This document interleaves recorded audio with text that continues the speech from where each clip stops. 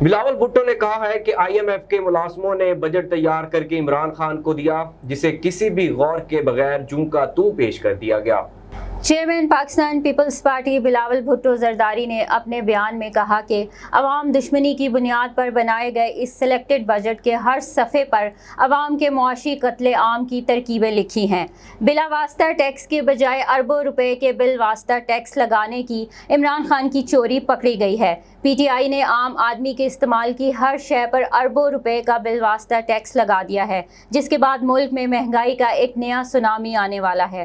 بلاول بھٹو نے کہا کہ پیٹرول پر 20 روپے فی لیٹر اور چینی پر 7 روپے فی کلو کا اضافہ بالواسطہ ٹیکس کی وجہ سے ہونے والا ہے۔ جب کمپنیاں خام تیل اور ایل این جی پر 17% سیل ٹیکس دیں گی تو پیٹرول اور گیس کی قیمتیں بڑھیں گی اور اس بالواسطہ ٹیکس کا بوجھ عوام بھگتے گی۔ کرونا وائرس سے بچنے کے لیے عوام نے آن لائن خریداری شروع کی تو عمران خان نے اس پر بھی سیلز ٹیکس لگا دیا۔ عام آدمی آخر جائے تو کہاں جائے؟